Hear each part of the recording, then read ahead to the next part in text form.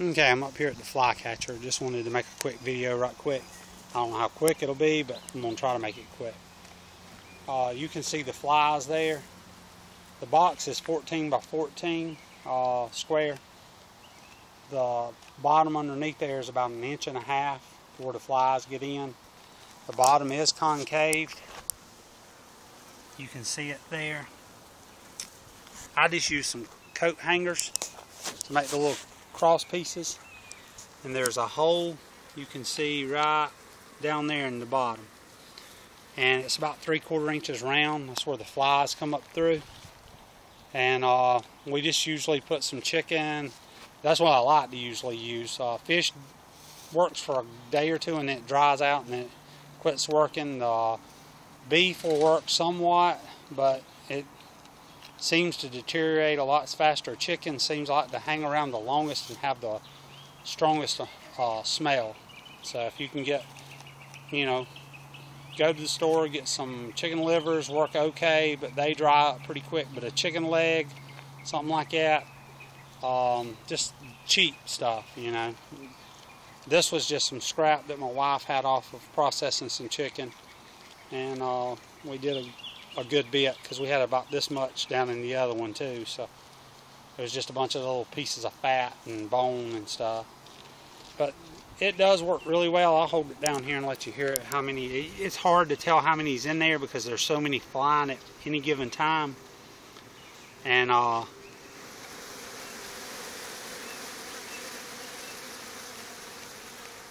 but it does catch a decent amount of flies. I mean, this is, well, like I say, the ants carry them out every night. So every night a handful of them or better dies.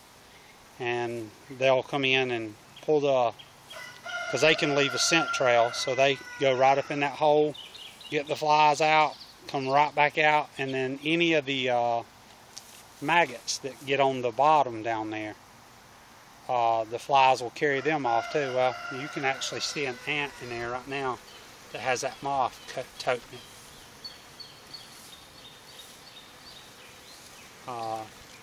The ant will carry that moth out through the hole and then pull it down and then carry it out and take it over there and pull it inside that tree. I don't know how many flies I see in the afternoon where they're pulling them from here over to there. I mean, it's unbelievable. Alright, well, hopefully this will help some of y'all that have animal problems with flies. We have this whole pen here, this whole part here, and I've got another flycatcher down there.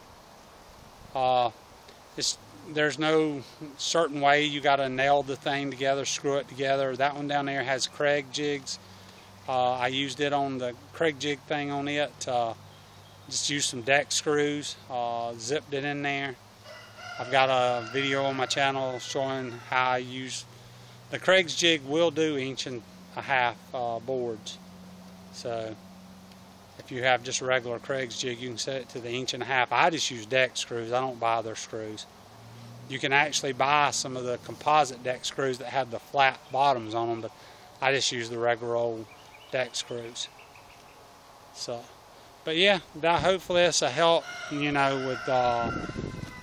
flies. The bees are not really, like yellow jackets and all. They may fly in there, but very seldom do I see yellow jackets. Mostly just old blowflies, house flies.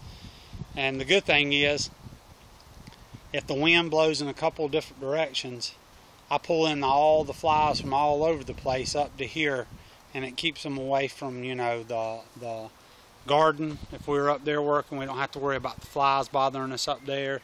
Around the chickens, there's hardly any flies. It's just better, for the whole area around here. I know I do bring in probably some flies that probably wouldn't smell their poop and all, but the thing of it is sooner or later the fly was going to get here, so I as well as to catch it and let the ants kill it. So it's getting to be a long video, almost 5 minutes. I'm going to end this one now. If you have any questions, just ask me in the comments and we'll try to answer them. Y'all have a good one.